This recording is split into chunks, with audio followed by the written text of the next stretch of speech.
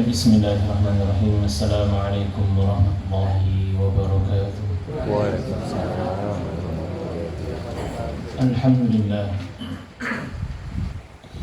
Alhamdulillah.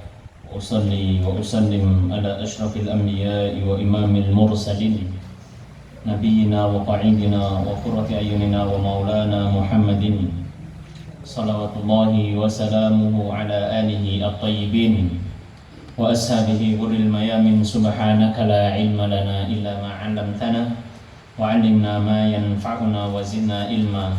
Allahumma ati nufusana taqwaha wa zakkiha anta khairu man zakkaha anta waliyuha wa maulaha. Amma ba'du.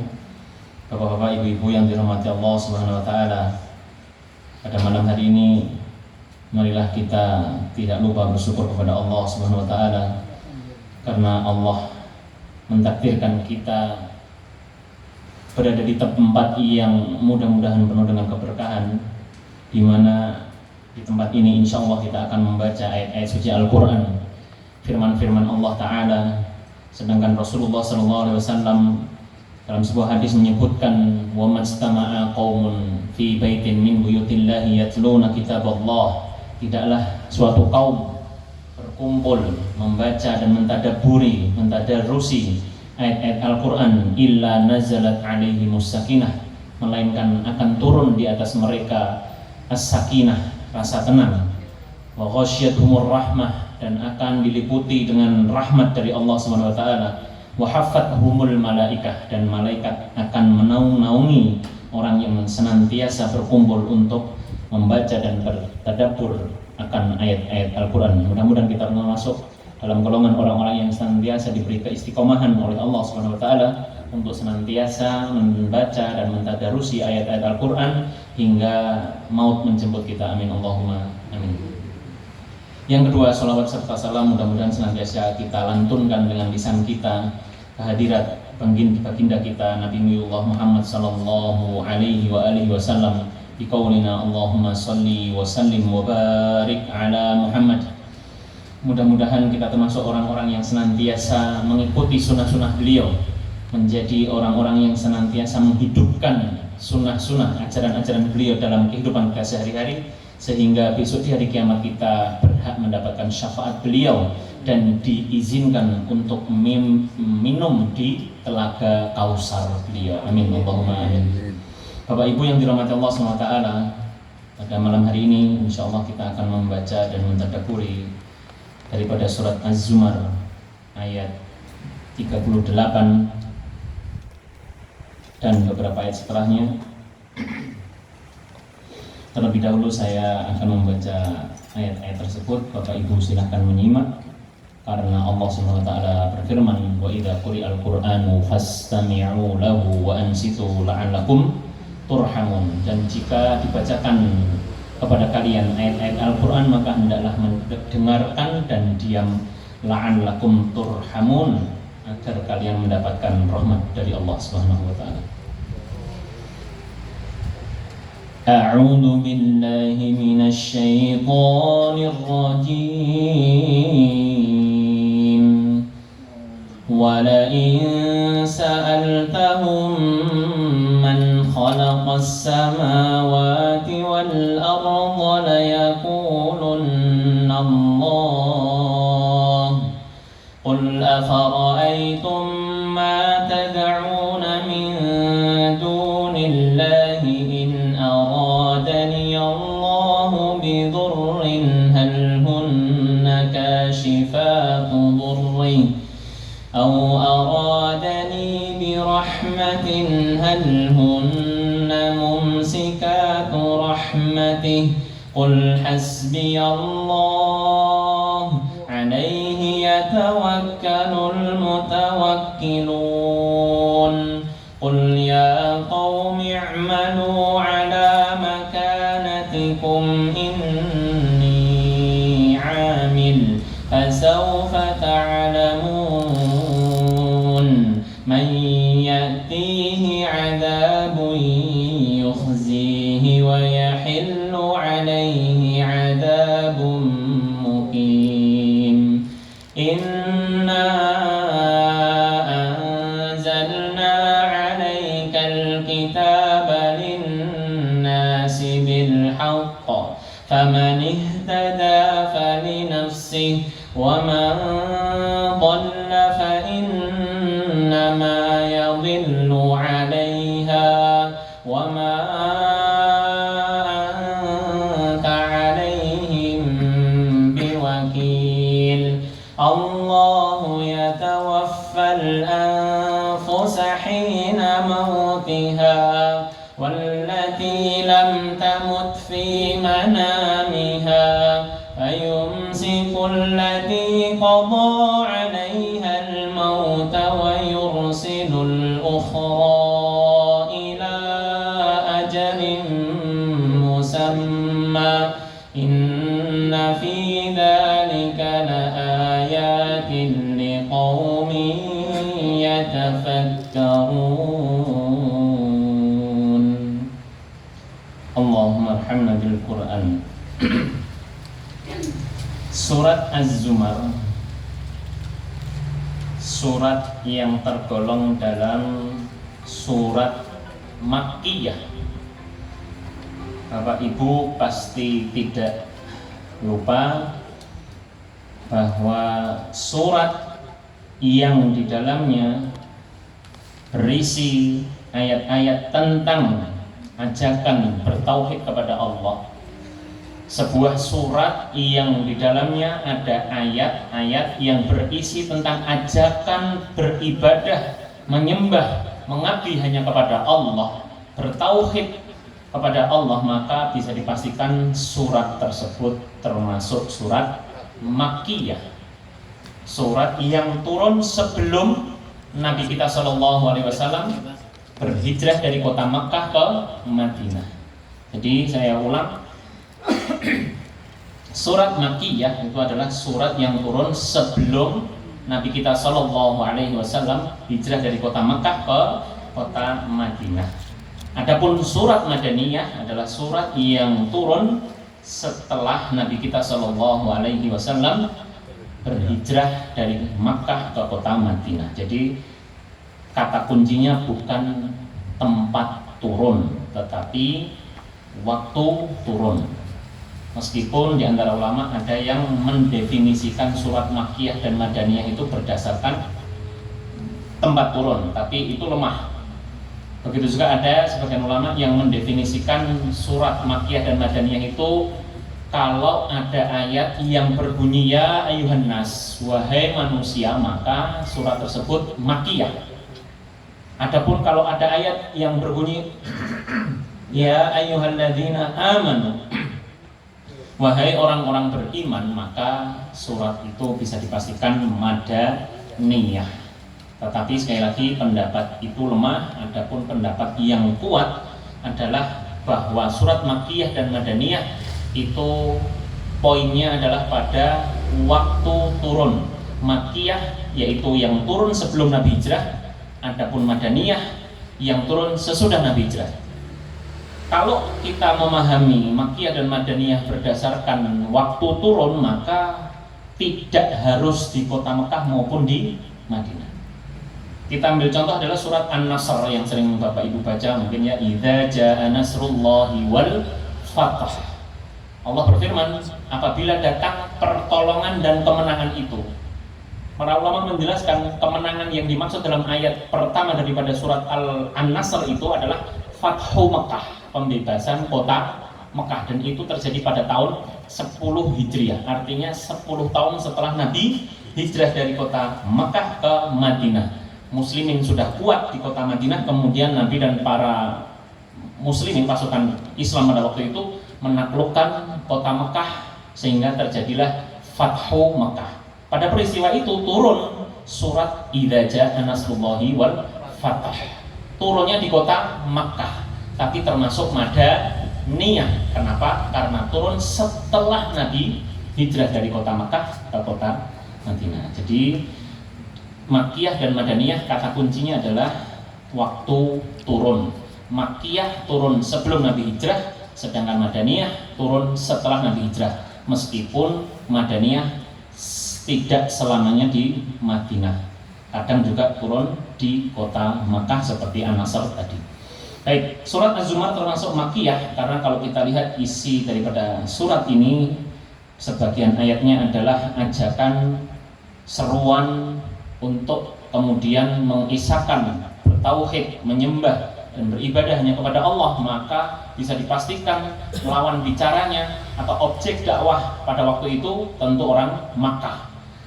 Maka dikategorikan surat Az-Zumar dalam surat Makkiyah. Kita lihat dalam ayat yang ke-38, Allah Subhanahu wa taala berfirman, "Wala in sa'altahum," dan jika kamu wahai Muhammad bertanya kepada mereka, orang-orang kafir Quraisy khususnya pada waktu itu, "Man khalaqas samawati wal arda la yaqulunna Allah." Siapa yang menciptakan langit-langit dan bumi? Nabi oleh Allah disebutkan di sini, jika kamu wahai Muhammad bertanya kepada mereka orang-orang kafir Quraisy, siapa yang menciptakan langit dan bumi?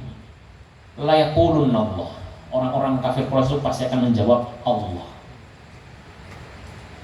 Sebelum kita lanjutkan, Bapak-bapak, Ibu-ibu bisa diperhatikan as-samawat yang kita terjemahkan dalam bahasa Indonesia menjadi langit-langit, bentuknya jamak dari bentuk mufrad atau bentuk tunggalnya as-samai, jamaknya as-samawat.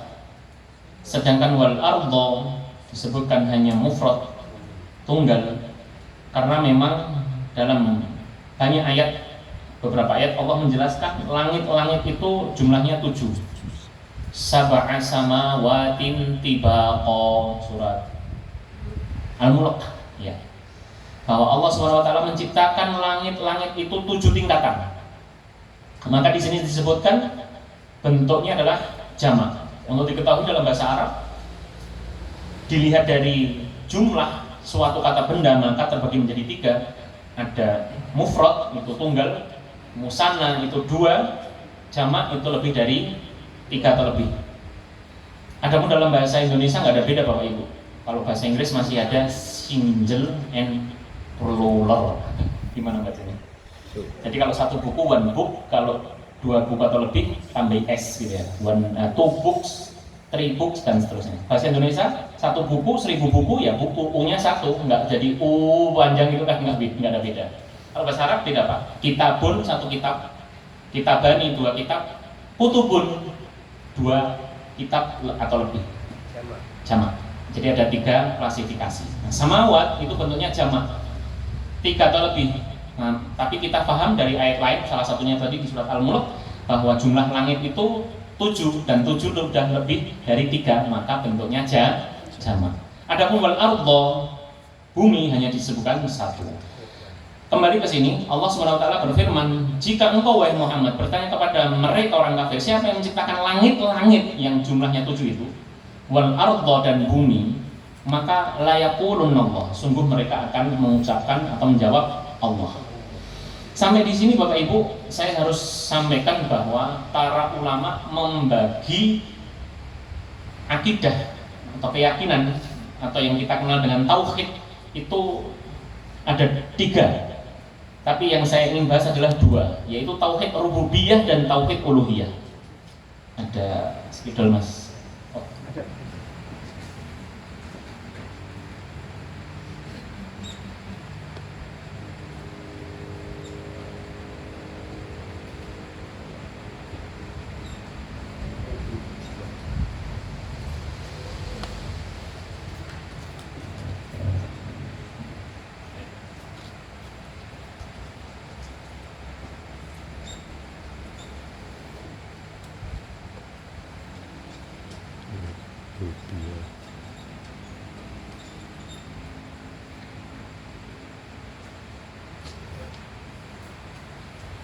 Baik, singkatnya tauhid rububiyah dan tauhid uluhiyah ini yang harus dimiliki oleh masing-masing kita orang beriman. Kenapa? Karena kalau hanya rububiyah, orang kafir Quraisy punya Bapak Ibu. Apa beda rububiyah dan uluhiyah? Begini Bapak. Ketika Allah berfirman dalam ayat 38 dalam surat Az-Zumar ini, wahai Muhammad, jika kamu bertanya kepada mereka siapa pencipta langit dan bumi, maka maka mereka akan menjawab Allah. Itu pengakuan bentuknya adalah tauhid rububiyah, Bapak Ibu. Mereka yakin, sadar bahwa pencipta langit dan bumi itu bukan patung-patung yang mereka sembah. Boro-boro patung-patung menciptakan langit dan bumi, kita jitak aja nggak bakal membalas itu patung-patung. Yang buat saja justru para penyembahnya. Kan lucu, memang kesyirikan itu adalah kebodohan yang puncak. Batu diukir sedemikian rupa, kemudian disembah, dimintai tolong melancarkan rizki misalnya, dimintai tolong untuk menjaga dari musibah misalnya, dan itu sesuatu yang tidak mungkin terjadi. Maka para ulama menyebutkan pengakuan orang kafir Quraisy bahwa pencipta alam semesta, pencipta langit-langit dan bumi itu adalah Allah, itu maksudnya tauhid rububiyah, dan itu tidak cukup. Kenapa? Karena mereka nggak punya tauhid uluhiyah. Apa itu tauhid uluhiyah? Pengakuan bahwa perintah Allah itu harus diikuti, itu mereka nggak punya. Apa perintah Allah? Harus tunduk dan patuh menyembah hanya kepada Allah. Mereka nggak lakukan itu. Demikian pula setan, Bapak Ibu. Setan itu percaya bahwa Allah punya surga dan neraka. Mungkin bisa jadi ngalahin kita, tapi itu namanya baru rububiyah saja. Setan, Bapak Ibu, setan itu kan ketika dikumpulkan oleh Allah pada saat bersama Nabi Adam dan para malaikat, ketika manusia hanya baru ada Nabi Adam pada waktu itu di surga, itu kan semua oleh Allah disuruh sujud kepada Nabi Adam. Fasajadu illa iblis. Semua makhluk pada waktu itu termasuk malaikat, semua sujud kepada Adam, tapi untuk diketahui sujudnya bukan sujud untuk beribadah, sujud untuk penghormatan. Karena sujud untuk beribadah hanya boleh tertuju kepada Allah semata. Tapi pada waktu itu Allah menyuruh seluruh makhluk yang ada pada waktu itu untuk bersujud kepada Nabi Adam dalam rangka menghormati, memuliakan. Semua sujud fasajadu illa iblis, kecuali setan. Aba wastakbar. Dia enggan dan dia sombong. Maka inilah yang tidak dimiliki oleh setan. Setan punya rububiyah, tahu pencipta alam semesta Allah, tahu, yakin Allah punya surga dan neraka, tahu bahwa Allah bisa mengadab, bisa memberi rizki, bisa memberi sanksi dan seterusnya, tapi dia nggak punya tauhid uluhiyah. Faktanya mereka orang iblis itu mereka tidak taat kepada Allah ketika disuruh sujud kepada Adam, dan bahkan minta izin kepada Allah, ya Allah tangguhkan azab untukku karena aku akan gelincirkan, karena aku akan sesatkan manusia untuk bersamaku masuk ke neraka. Maka semua manusia akan tergelincir, tersesat kecuali orang yang mukhlasin, orang-orang yang ikhlas. Jadi kembali ke sini bahwa orang-orang kafir Quraisy secara pengakuan bahwa pencipta alam semesta adalah Allah itu baru tauhid rububiyah, tetapi tidak dibarengi dengan tauhid uluhiyah, tidak diikuti dengan pengakuan ketundukan, patuh, taat kepada aturan Allah, menyembah kepada Allah. Tidak, mereka tidak lakukan itu, sehingga pengakuan rububiyah itu tidak ada artinya. Maka Bapak Ibu, walhasil kita sebagai orang beriman harus memiliki dua tauhid itu, harus mengakui, harus menyadari, harus mengimani bahwa pencipta alam semesta adalah Allah. Yang kedua harus dibarengi dengan ketundukan, ketaatan kepada semua aturan yang Allah berikan maupun Rasulullah SAW. Jadi ketika kita menyatakan diri asyhadu an la ilaha illallah, seketika kita semua terikat dengan aturan Allah. Nggak bisa kita seenaknya. Aku mau masuk Islam tapi hidupku sesuai aturanku, nggak bisa. Ketika kita menyatakan diri asyhadu an la ilaha illallah wa asyhadu anna Muhammadar Rasulullah, itu persaksian bahwa satu-satunya Tuhan yang berhak disembah adalah Allah dan Nabi Muhammad adalah utusan Allah. Itu konsekuensi yang mengiringinya adalah kita tunduk dan patuh kepada aturan Allah dan Rasul. Mudah-mudahan kita termasuk malam hari ini dalam rangka tunduk dan patuh kepada Allah, mengkaji dan membaca, mentadaburi ayat-ayat Allah, sehingga kita tahu mana yang hak, mana yang batil, mana yang halal, mana yang haram, mana yang boleh kita lakukan dan mana yang harus kita jauhi dan seterusnya sehingga besok di hari kiamat kita termasuk orang yang bisa masuk ke surga Allah dengan tiket tadi, tauhid uluhiyah dan tauhid rububiyah. Maka kembali ke ayat 38, ketika Allah berfirman, jika engkau wahai Muhammad bertanya kepada mereka siapa yang menciptakan langit dan bumi, maka mereka menjawab Allah, maka katakanlah kepada mereka, afara'aitum ma tad'una min dunillah in aradani Allahu bidurrin hal hunna kashifatu durri aw aradani birahmatin hal hunna mumsikatu rahmati. Kalau mereka secara ikrar, secara pengakuan mengakui bahwa pencipta alam semesta adalah Allah, pencipta langit dan bumi adalah Allah, maka katakan kepada mereka wahai Muhammad, afara'aitum ma tad'un.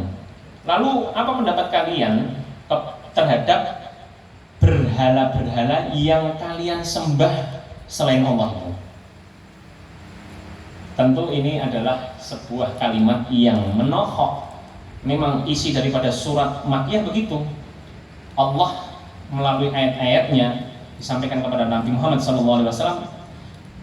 Salah satu misinya adalah membongkar pola pikir mereka yang salah. Pola pikir salah mereka yang menjadikan berhala-berhala sebagai sesembahan. Salah kamu itu kalau menyembah selain Allah. Padahal di satu sisi kalian mengakui pencipta langit dan bumi adalah Allah. Itu begitu Bapak Ibu. Maka kalimat selanjutnya Rasul disuruh oleh Allah bertanya kepada mereka, in aradani Allah bidurrin hal hunna kashifatu durri. Apa pendapat kalian terhadap sesembahan-sesembahan kalian selain Allah itu, patung-patung kalian itu, berhala-berhala kalian itu? Ketika Allah menghendaki suatu musibah, apakah mereka bisa mencegah dari musibah itu? Au aradani birahmatin hal hunna mumsikatu rahmat. Atau ketika Allah menghendaki aku mendapatkan rahmat, apakah para sesembahan kamu itu, apakah berhala-berhala kamu itu bisa mencegahku untuk mendapatkan rahmat Allah? Tentu jawabannya tidak. Qul hasbiyallah alaihi yatawakkalul mu'minun mutawakkilun. Maka katakanlah wahai Muhammad kepada mereka, hasbiyallah, cukuplah Allah, alaihi yatawakkalul mutawakkilun, kepadanya lah, kepada Allah lah orang-orang yang berserah diri itu menyerahkan dirinya. Artinya sepantasnya kita berserah diri itu kepada zat yang memang bisa memberi manfaat dan madarat, yaitu Allah. Kenapa? Karena Tuhan-Tuhan mereka, sesembahan-sesembahan mereka, berhala-berhala mereka enggak bisa sama sekali memberi sesuatu yang manfaat, apalagi madarat. Tidak bisa memberi manfaat dan tidak bisa menghindarkan dari madarat, tidak bisa memberi keselamatan dan tidak bisa mencegah dari segala musibah, sesuatu yang bermadarat, merugikan, menyakitkan dan seterusnya. Ya, maka sepantasnya kita bertawakal, berserah diri kepada zat yang memang pantas untuk kita jadikan sandaran, yaitu hasbiyallah, cukuplah Allah. Dengan ayat ini harapannya orang-orang kafir Quraisy itu kemudian mau berpikir bahwa salah jika mereka menjadikan berhala-berhala, patung-patung itu sebagai sesembahan, padahal mereka tidak bisa memberi keselamatan sedikit pun dan tidak bisa mencegah dari kemandaratan sedikit pun. Maka di ayat yang ke-40 Allah berfirman, qul ya qaumi i'malu ala makanatikum inni 'amil fasawfa ta'lamun may ya'tihi 'adzabun yukhzihi wa yahillu 'alaihi 'adzabun muqim.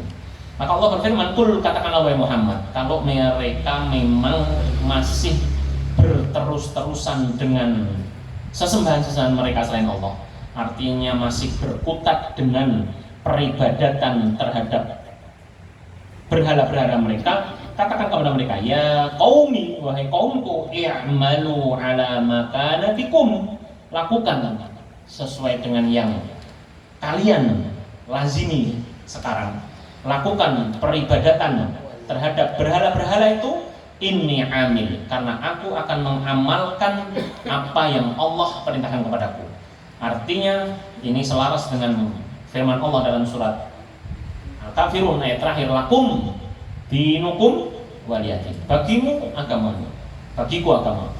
Lakukan kesesatan kalian, teruskanlah saja peribadatan kalian terhadap berhala-berhala itu. Jika kalian tidak mengindahkan seruanku, inni amil, dan aku akan tegak, akan teguh melakukan apa yang Allah perintahkan kepadaku. Fasaufa ta'lamun, maka kalian akan mengetahui man ya'tihi adzabun yukhzi, siapa yang nantinya akan mendapatkan azab yukhzi, yang menghinakan, wa yahillu alaihi adzabun muqim, dan kalian pasti akan tahu siapa yang akan mendapatkan azab yang kekal. Para ulama membedakan dalam ayat yang ke-40 itu, ya'tihi adzabun yukhzihi itu adalah azab di dunia, adapun adzabun muqim itu di akhirat. Artinya Allah menyuruh kepada Rasul sallallahu alaihi wasallam untuk mengatakan kepada orang-orang kafir Quraisy yang tidak mengindahkan seruan daripada Nabi kita Muhammad sallallahu alaihi wasallam,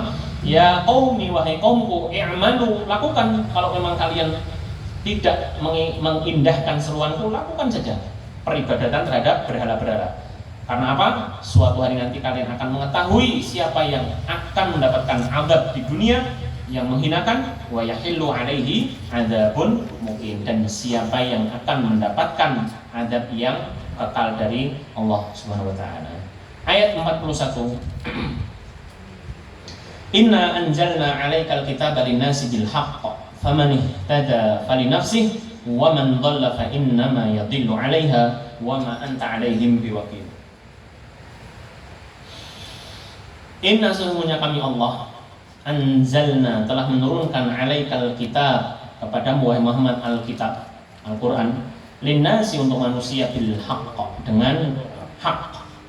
Bapak Ibu selalu, dan mudah-mudahan tidak bosan, saya ingatkan bahwa ketika Allah berfirman inna, sesungguhnya kami, maka kata ganti jamak dalam kalimat seperti ini bukan menunjukkan Allah berbilang, bukan menunjukkan Allah itu lebih dari satu.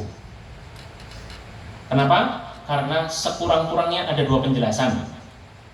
Ketika Allah berfirman menggunakan kata ganti kami, itu menunjukkan pertama litta'dhim, untuk pengagungan, penghormatan.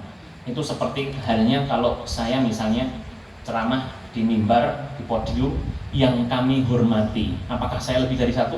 Tidak. Tapi untuk memuliakan, untuk penghormatan, khotibnya satu, tapi bilang yang kami hormati Bapak Kepala Desa misalnya, yang kami hormati Bapak Camat misalnya, dan seterusnya dan seterusnya.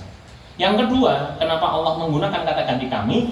Karena Allah biasanya menggunakan pada kata-kata kerja yang di situ Allah melibatkan oknum selain Allah. Saya ulang. Ketika Allah menggunakan kata ganti kami di dalam Al-Quran, kalau yang pertama tadi untuk apa? Litta'dhim, penghormatan, pengagungan, penghormatan. Adapun yang kedua, Allah menggunakan kata ganti kami itu biasanya dalam kata-kata kerja yang di situ Allah melibatkan oknum selain Allah. Tolong digarisbawahi, bukan karena Allah butuh bantuan. Allah Maha Kuasa dengan kesendiriannya. Tapi di ayat-ayat tertentu Allah menggunakan kata ganti kami karena pada kata kerja tersebut Allah melibatkan oknum selain Allah. Saya ambil contoh selain ayat ini ya. Inna khalaqanal insan, sesungguhnya kami Allah menciptakan manusia. Apakah berarti Allah butuh bantuan sampai menggunakan kata ganti kami? Tidak. Allah menggunakan kata ganti kami pada kata kerja menciptakan, karena dalam penciptaan manusia Allah melibatkan oknum suami istri, bu bidan. Siapa lagi Pak untuk lahirnya seorang anak itu selain bertemunya suami istri, bu bidan, dukun bayi, dan seterusnya dan seterusnya.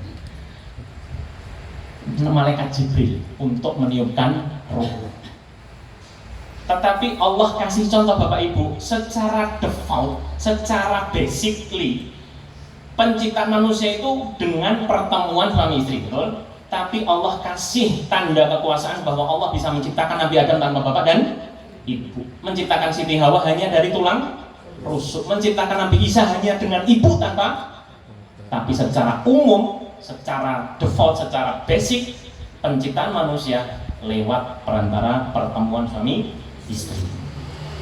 Jadi bukan Allah butuh bantuan bidan, bukan Allah butuh bantuan malaikat Jibril untuk meniupkan ruh, tetapi Allah melibatkan oknum-oknum dalam penciptaan manusia khususnya, maka Allah menggunakan kata ganti kami. Prinsipnya adalah Allah idza arada syai'an ay yaqulu lahu kun fayakun. Urusan Allah itu kalau hendak menciptakan sesuatu cukup kun fayakun, jadilah maka jadilah. Dan itu sudah ditunjukkan penciptaan Nabi Adam, gak ada bapak dan ada ibu, bahkan dari tanah liat. Penciptaan Siti Hawa dari tulang rusuk. Penciptaan Nabi Isa hanya ibu tanpa bapak. Artinya Allah bisa menciptakan tanpa lewat perantara bapak ibu. Dan secara umum manusia, sebagaimana sabda Rasulullah SAW dalam hadis keempat di kitab Arba'in Nawawi, Bapak Ibu barangkali pernah mendengarnya, kitab tipis isinya 42 hadis karangan Imam Nawawi. Hadis yang keempat Rasulullah SAW bersabda itu, inna ahadakum yujma'u khalquhu fi batni ummihi arba'ina yawman nutfatan. Sesungguhnya penciptaan salah seorang di antara kita itu dikumpulkan dalam perut ibu 40 hari pertama berupa nutfah. Apa itu nutfah? Air mani. Tsumma yakunu 'alaqatan mithla dzalik. Kemudian 40 hari yang kedua adalah segumpal darah, 'alaqah. Tsumma yakunu mudghatan mithla dzalik. Kemudian berupa mudghah, segumpal daging. 40 hari yang ketiga atau 120 hari, atau kalau bulan berarti berapa, Bu? 4 bulan. Apa yang terjadi 4 bulan? Fayursalu ilaihil malaku fayanfukhu fihi ruh. Allah mengutus malaikat untuk meniupkan ruh. Jadi kalau usia kandungan 4 bulan si anak dimatiin, berarti sama saja bunuh nyawa. Entah itu dengan pil KB atau diaborsi, berarti sama saja membunuh satu jiwa. Kalau sudah 4 bulan, karena di usia 4 bulan seorang jabang bayi sudah bernyawa.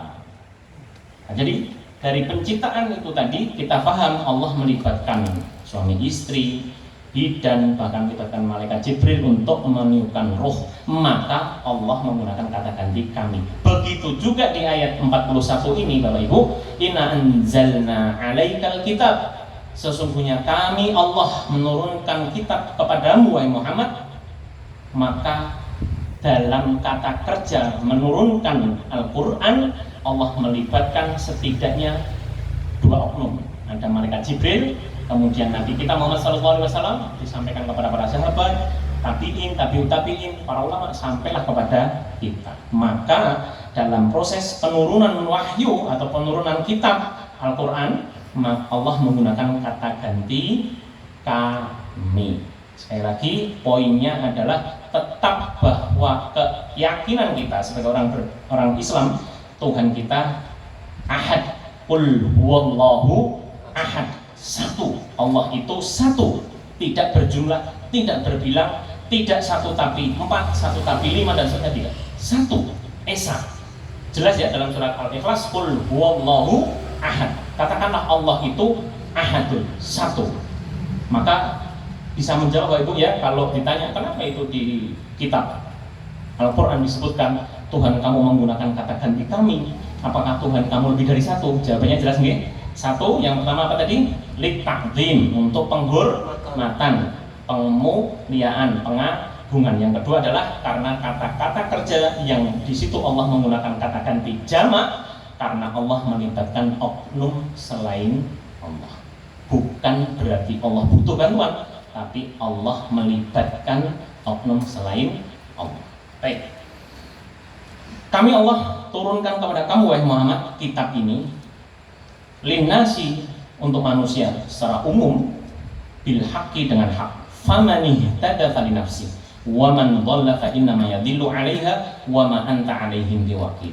Famani ihtada, maka siapa yang mau menjadikan Al-Qur'an ini sebagai petunjuk, falinafsi, maka keuntungan balik kepada dirinya.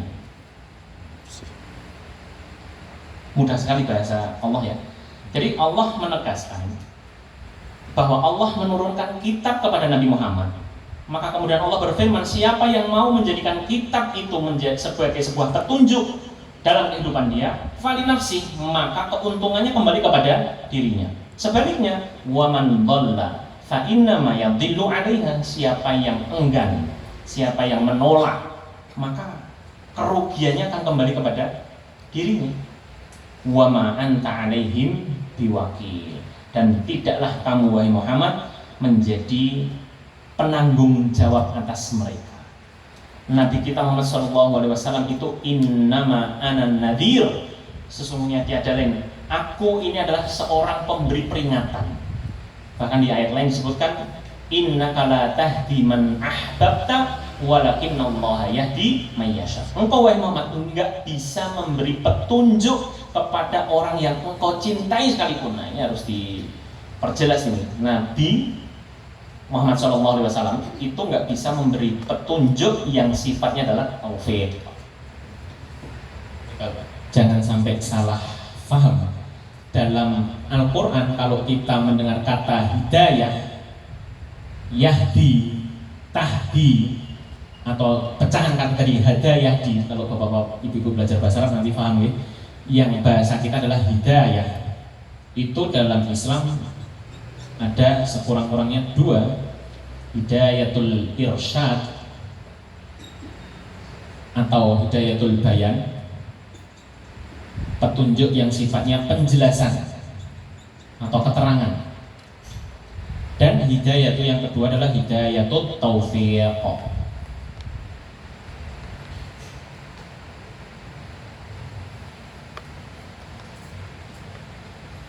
Apa itu? Petunjuk kecocokan hati.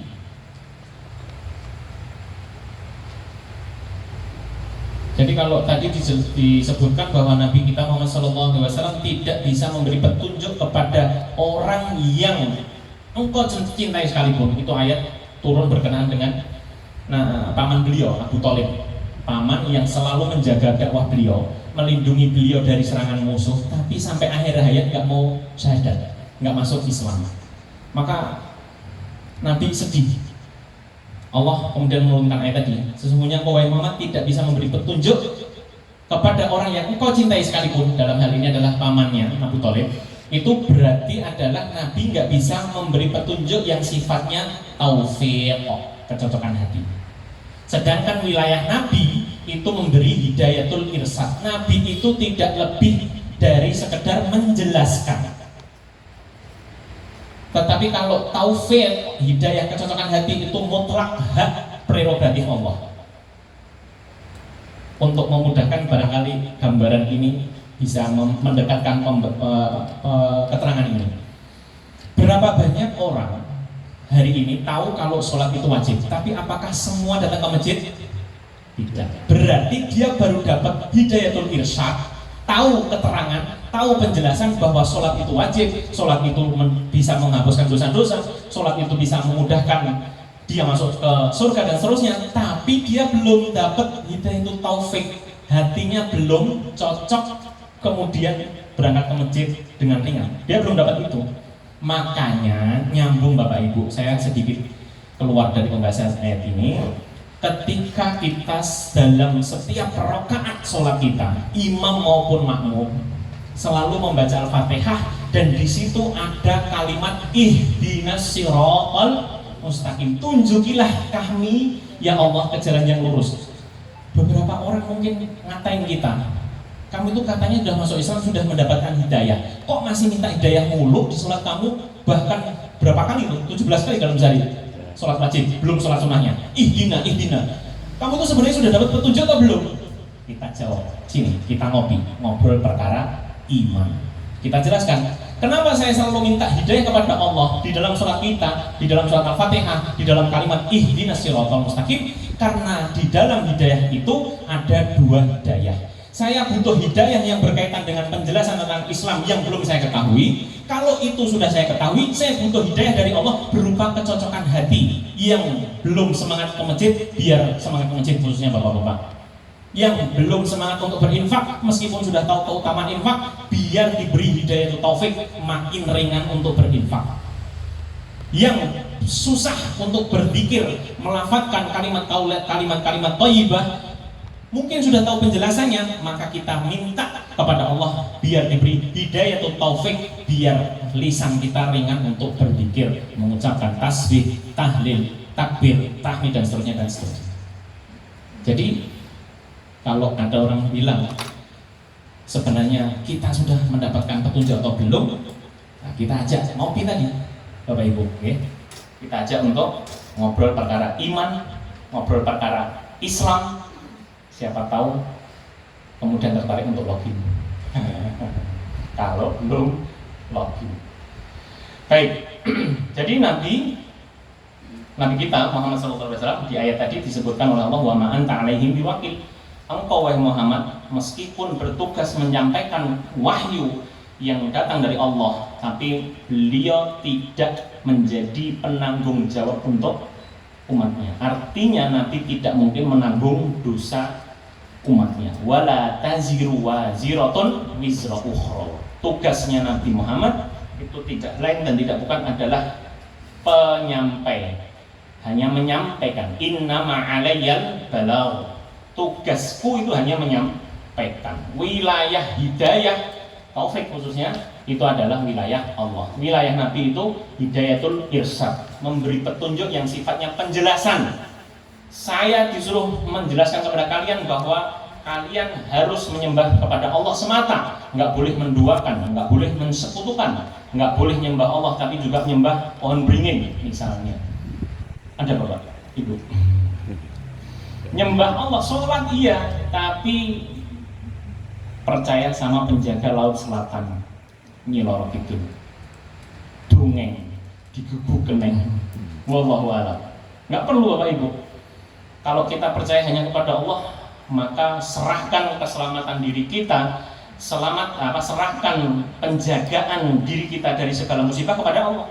Nggak perlu kita minta tolong kepada penjaga pohon beringin misalnya, atau kalau di kampung-kampung itu kadang pakai jimat atau rajah atau hal-hal yang lain. Ini biar acara nikah anak saya lancar, saya ngasih nasi ingkung di bawah pohon beringin.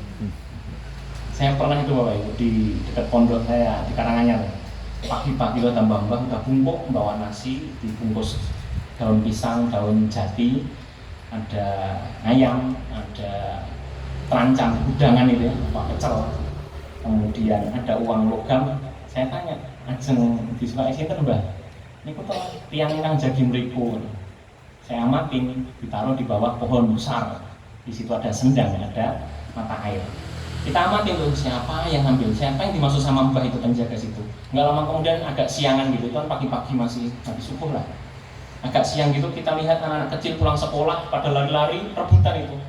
Aku iwae, aku duite. Saya mikir apa yang dimaksud penjaga itu adalah bocil-bocil itu ya. Ya, jadi kita paham bahwa masyarakat kita masih meyakini hal-hal yang seperti itu ya. Kita harus luruskan bahwa yang bisa memberi manfaat dan mudarat hanya Allah semata. Berdoa kepada Allah cukup. Nggak perlu kita berdoa kepada penjaga pohon, penjaga laut selatan, penjaga laut utara, tapi nggak ada nih laut utara penjaganya, nggak ada kisah-kisahnya ya. Yang terkenal kan kisah penjaga laut selatan, nggak ada itu Bapak Ibu ya. Tapi kan banyak musibah itu orang keseret, ya gimana nggak keseret Bapak Ibu? Kita lihat bahwa laut selatan itu kan samudra, karakteristik ombaknya berbeda dengan Maron, Marina dan sekitarnya itu kan pantai-pantai Laut Jawa, sebelahnya Kalimantan. Jadi ibarat ombak itu nggak bakal segede samudra. Kalau samudra kan lepas lantai. Bapak-bapak, ibu lebih paham daripada saya gitu ya. Jadi kenapa banyak pengunjung wisatawan di daerah Gunung Kidul, Jogja, keseret segala macam. Sebenarnya sering sudah disampaikan, apalagi bapak-bapak kalau buka di sosmed itu ada ini Pak, tanda-tandanya. Jadi kalau di Parangtritis ataupun yang sekitar Jogja sana, pantai-pantai itu kalau ombaknya itu landai, artinya nggak ada gelombang-gelombang, itu bisa besar kemungkinan di situ ada palung. Apa itu palung? Jurang di dalam laut. Dan itu sering disampaikan oleh tim SAR, jangan mandi atau main-main air di wilayah-wilayah tersebut, tapi kadang namanya orang ngeyel, nggak bisa renang, tiba-tiba Palung itu kayak jurang Pak. Jadi mungkin awalnya pantai, kemudian tiba-tiba dalam gitu Pak. Nah, itu biasanya bisa dilihat dari karakteristik ombaknya. Kalau ombaknya itu tidak bergelombang, tidak bergulung-gulung, sedangkan yang sebelahnya ada gulung-gulung, berarti yang tidak ada gulung-gulungan ombak itu biasanya ada palung. Jadi lebih kepada seperti itu saja kita meyakini, berarti bukan karena ada penjaga laut selatan segala macam, lebih karena tidak berhati-hati sehingga terjadi musibah. Kembali ke sini, Allah SWT berfirman, "Wa ma anta 'alaihim biwakil." Engkau wahai Muhammad tidak bertanggung jawab terhadap amalan mereka. Tugas kamu tidak lain dan tidak bukan hanyalah menyampaikan. Ya. Maka kemudian di ayat yang 42 Allah berfirman, dan ini mungkin ayat terakhir di malam ini hari ini insyaallah. Allahu yatawaffal anfusa hina mautiha wallati lam tamut fi manamiha fayumsikul lati qada 'alaiha al-mauta wa yursilul ukhra ila ajalin musamma.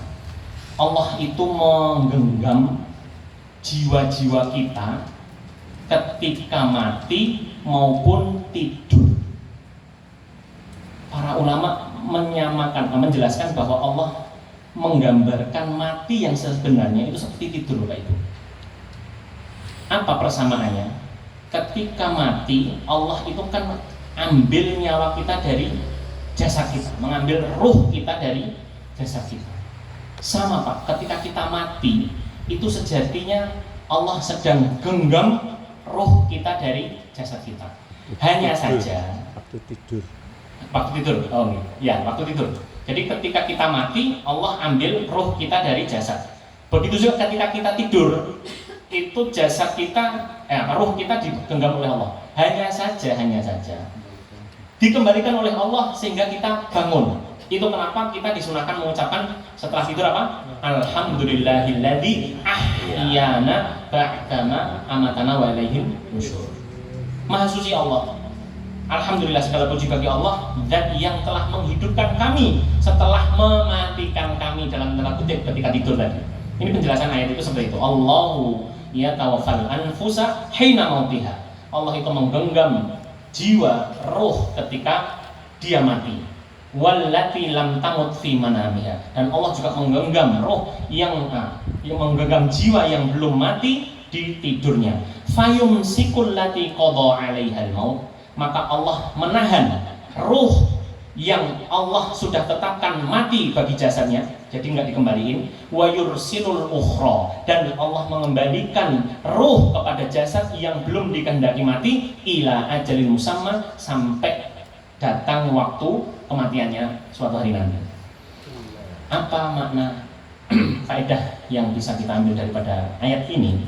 Bapak Ibu yang dirahmati Allah SWT, kondisi manusia yang dimana kita tidak dicatat ketika itu adalah ketika kita tidur kita melakukan perbuatan, misalnya ngomong kotor, misalnya mimpi atau lindur, tidur ya, asal nggak sadar, maka kita nggak dicatat sebagai amalan keburukan Bapak Ibu pada waktu itu. Atau ketika orang hilang akalnya, yaitu gila. Orang gila itu mau telanjang segala macam, berbuat maksiat, sudah nggak dihitung sebagai maksiat. Kapan dia terakhir dicatat? Ya ketika masih waras. Itu poin yang dinilai terakhir itu ketika dia masih waras, sebelum gila. Kalau sudah gila, rufi al-qalam, kitab catatan sudah diangkat. Begitu juga orang ketika tidur nanti malam. Kita nanti malam tidur, maka rufi al-qalam, kitab catatan diangkat. Artinya kita tidak dicatat. Dicatat lagi ketika bangun, berdoa dapat pahala. Kalau bangun cuma ngecek HP, lanjut tidur lagi padahal sudah azan subuh, nah berarti dicatat sebagai maksiat yang misalnya. Ini hamba yang beling ini. Alhamdulillah. Itu yang pertama. Yang kedua Bapak Ibu, perihal tidur. Sekali lagi kita mudah-mudahan materi terakhir sebelum saya akhiri. Perihal tidur itu Islam ngatur detail banget Bapak. Pada waktu saya nyantri dulu, saya nemu kitab Al-Adhkar An-Nawawi, kitab-kitab zikir yang ditulis oleh Imam An-Nawawi, yang menulis kitab Arba'in Nawawi juga, itu kitab hadis yang biasa dihafalkan oleh pesantren-pesantren di Indonesia, begitu juga di luar negeri. Itu ternyata banyak sekali hadis yang menjelaskan tentang tata cara Rasul tidur, Bapak-bapak. Dan ini salah satu kemukjizatan Islam, dan itu tidak akan didapati di agama lain. Saya ambil contoh, saya ambil sebagian saja. Rasul itu bersabda, "Idza awaita ila firasyika." Kalau kamu mau berangkat menuju tempat tidurmu, fatawaddo kawudu'ika fi shalah. Maka berwudulah seperti wudu untuk sholat. Satu, wudu Pak, kita disunahkan oleh Nabi sebelum tidur berwudu. Pertama. Yang kedua, disuruh bahasa Jawanya itu nebahi tempat tidur, nyeblai. Nabi bersabdanya cuma pakai bi izarika, dengan ujung sarungmu, tapi kita bisa lakukan dengan ujung selimut, dengan sapu lidi. Sunnah ini Bapak Ibu. Kita bayangin kenapa Nabi pada waktu itu ngajarin kita sebelum tidur itu melakukan hal seperti itu. Ya kan mereka hidup di padang pasir, nggak ada lampu. Kebayang Pak, sebelum tidur kalau nggak ditebai tiba-tiba mau ulo malah ngejak turu ulo. Maka sunnah Nabi itu selalu memberi manfaat. Meskipun mungkin kalau kita cerna hari ini, rumah saya sudah terang benderang Mas. Itu jangankan sebelum tidur, setelah maghrib tadi sudah dibersihin bibi pembantu. Tetap kita lakukan sunnah Rasul. Berwudu, bersihin tempat tidur dengan selimut, dengan sarung, silakan, fadhol. Dengan sapu lidi, fadhol, silakan. Yang ketiga, menghadap kiblat, miring sisi kanan seperti posisi jenazah.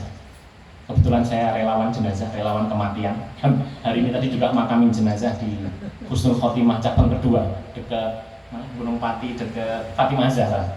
Ada anak-anak 18 tahun kanker darah leukemia meninggal.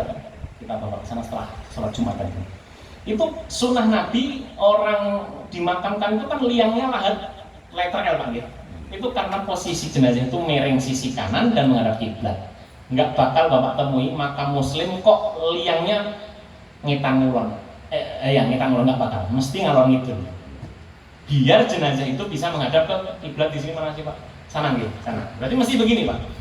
Mingernya mesti begini. Kalau ada yang begini ditegur Pak itu. Itu sih nggak makam pengalaman gitu ngaji. Tapi makam-makam muslim biasanya udah paham, mesti mingernya itu ngalor ngidul sehingga jenazah itu bisa dimiringkan kanan, tidur di atas sisi kanan tubuhnya dan menghadap kiblat. Dan itu sunnah Rasul untuk tidur. Memang kita persiapan mati Pak. Tidur itu persiapan mati. Kenapa? Allah berfirman di sini, Allah menggenggam jiwa orang yang tidur. Kalau Allah takdirkan masih hidup dibalikin, kalau enggak bablas itu Pak. Wassalam. Makanya kita disuruh bersuci dalam kondisi bersuci. Tidur itu dalam kondisi berwudu. Pertama, yang kedua menghadap kiblat. Tapi nanti tengah malam kayak kitiran muter-muter nggak apa-apa. Yang penting awal tidur posisinya menghadap kiblat. Kan nggak ada yang bisa memastikan saya tidur sejak merem sampai melek lagi pasti nggak berubah dari tempat itu. Nggak ada yang bisa kan Pak. Tapi Rasul ngajari disuruh memposisikan diri menghadap ke kiblat dan miring di arah kanan. Sehingga kalau kita di Indonesia tidur yang ideal sesuai sunnah Rasulullah SAW, kepala kita ada di mana Bapak? Utara kok barat. Selalu utara, nggak boleh selatan, apalagi timur, nggak bakal menghadap kiblat kalau miring kanan. Atau gini, jadi kepalanya kan nggak mungkin. Jadi begini Bapak Ibu, ini kepala pasti di utara, karena kita ada di timurnya Arab sehingga kiblat kita menghadap barat. Kecuali kalau orang yang tinggal di sebelah baratnya Arab Saudi sehingga kiblatnya menghadap timur. Kalau kita kan menghadap ke kiblat ke arah barat. Tadi begitu, berapa tadi? 3. Selanjutnya Bapak Ibu, Nabi itu kalau mau tidur jama'a baina kaffaihi, mengumpulkan 2 telapak tangannya. Fanafakha fihima, lalu meniup pelan pada keduanya. Wa qara'a al-ikhlas wal mu'awwidzatain, lalu membaca surat al-ikhlas. Sudah hafal Bapak Ibu? Al-Falaq dan An-Nas. Ribet amat sih mau tidur aja. Itulah contoh Nabi Pak. Itulah kesempurnaan Islam, mau tidur aja diatur. Jadi wudu, bersihin tempat tidur, kemudian miring sisi kanan dan menghadap kiblat, mengumpulkan dua tangan, kemudian meniup sejenak dan membaca 3 surat Al-Ikhlas, Al-Falaq, An-Nas, famasaha bihima mastata'a min badanihi. Lalu beliau membasuh tubuhnya dimulai dari roksihi, dari kepalanya. Baru dengar Pak, Bu? Baru dengar sunnah tidur seperti ini? Dicatat, diamalkan Pak, Bu, biar saya dapat pahala. Ini namanya MLM, multi level marketing pahala, bukan bisnis, tapi bisnis akhirat. Ilmu yang bermanfaat itu saya nanti mati Bapak Ibu mengamalkan, pahala saya ngalir terus Pak. Idza mata Ibnu Adam in qata amalu ila min talatin. Kalau mati Ibnu Adam, seorang manusia itu mati, semua amalan terputus kecuali 3 hal. Shadaqatun jariyah, pahala yang mengalir, manfaatnya setelah bahkan pelakunya meninggal. Kita sedekah buat masjid semen, sehingga ketika masjid itu dibangun, digunakan untuk sholat, kita meninggal, pahala ngalir terus Pak. Itu sedekah jariyah itu begitu. Kita punya tanah wakafin buat pesantrennya jalan terus, kita sudah meninggal, pahala ngalir terus. Itu sedekah jariyah. Yang kedua, waladun sholihun yad'ulah, anak yang soleh yang selalu mendoakan kedua orang tuanya. Syaratnya harus soleh dulu Pak, harus soleh. Kalau nggak soleh, nggak dikabulkan doanya. Karena orang yang banyak maksiat, apalagi makan dan minum yang haram, doanya tidak terkabul. Harus soleh. Yang ketiga, ilmu yang bermanfaat. Jadi kalau hari ini misalnya malam ini saya ngasih tahu ilmu dari Rasul SAW, sebelum itu begini dan begitu, bapak-bapak, ibu-ibu mengamalkan, terus ngajarin ke anak cucunya misalnya, atau tetangganya, diamalin terus begitu, maka orang terbanyak pahalanya adalah siapa? Rasulullah SAW. Karena semua orang mengamalkan petunjuk yang disampaikan oleh Rasul. Rasul tidur di makam hari ini, pahala ngalir terus. Orang sholat, orang zakat, semua kan yang ngajarin lewat perantara Nabi atau perantara Rasul SAW. Begitu juga siapapun yang menjadi penerus para nabi, para ustadz, para kiai, para alim ulama yang menyampaikan ilmu, menjadi pewaris para nabi, insya Allah juga mendapatkan kiriman pahala sekalipun dia sudah mati. Kita lanjutkan. Setelah membaca 3 surat di 2 telapak tangan yang sudah ditiup tadi, kemudian diusapkan ke seluruh tubuh, Nabi membaca doa. Doanya itu ternyata banyak sekali Bapak Ibu. Yang kita hafal itu Bismika Allahumma wa Bismika amutu. Ternyata ada hadis sedikit, beda sedikit redaksinya. Bismika Allahumma amutu wa ahya. Dengan menyebut namamu ya Allah, amutu, aku mati, aku tidur.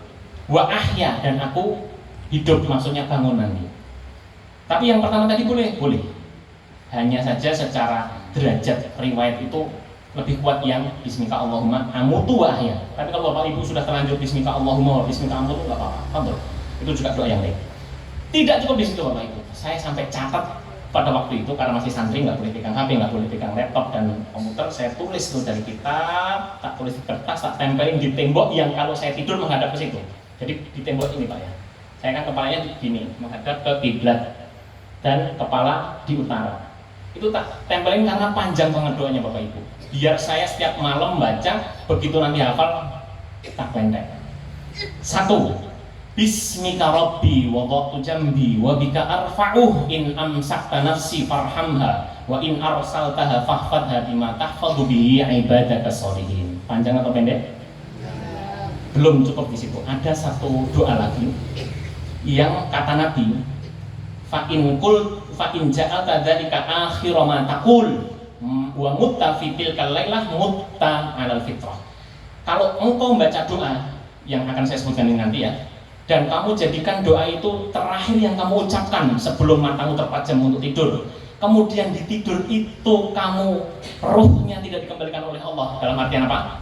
Mati, maka engkau mati dalam keadaan fitrah, suci. Apa doanya? Allahumma inni aslamtu nafsi ilaik wa wajjahtu wajhi ilaik wa fawwadtu amri ilaik wa alja'tu dhahri ilaik raghbatan wa rahbatan ilaik la malja'a wa la manja minka illa ilaik amantu bi kitabikal ladzi anzalta wa nabiyyikal ladzi arsalta. Panjang Bapak Ibu. Saya hafalin dulu waktu nyantri, makanya sampai sekarang hafal udah tak kelendek itu. Itu kalau dijadikan doa terakhir, artinya terakhir ucapan kita di malam itu, kemudian kita tidur dan ternyata di tidur kita bablas, artinya Allah genggam ruh kita dan tidak kembalikan, alias kita mati, maka kita mati alal fitrah, mati dalam keadaan fitrah seperti anak kecil, masih suci. Tapi harus hafal dulu Bapak Ibu. Nanti dikirim lewat WhatsApp aja ya, Mas. Begitu Bapak. Jadi itu diantara ritual dalam tanda kutip, artinya Nabi itu mau tidur tuh nggak asal penting mapan terus ngorok, tidak Bapak. Nabi itu ngajarin kita mau tidur itu ada banyak aturan. Kenapa? Karena memang kita menyiapkan kematian kita. Kalau Allah belum takdirkan, berarti Allah kembalikan ruh kita dan kita bisa bangun. Kalau Allah takdirkan itu ajal kita, maka Allah tahan ruh sehingga tidak dikembalikan ke jasad kita. Dan itulah makna ayat Allahu yatawaffal anfus hina mautiha wallati lam tamut fi manamiha fayumsikul lati qada 'alaihal maut wa yursilul ukhra ila ajalin musamma inna fi dzalika laayatin liqaumin yatafakkarun. Sesungguhnya pada demikian itu ada tanda-tanda bagi orang yang mau berpikir. Wallahu ta'ala alam. Saya kira cukup sekian. Pas 09.05 saya kembalikan ke Mas Miftah.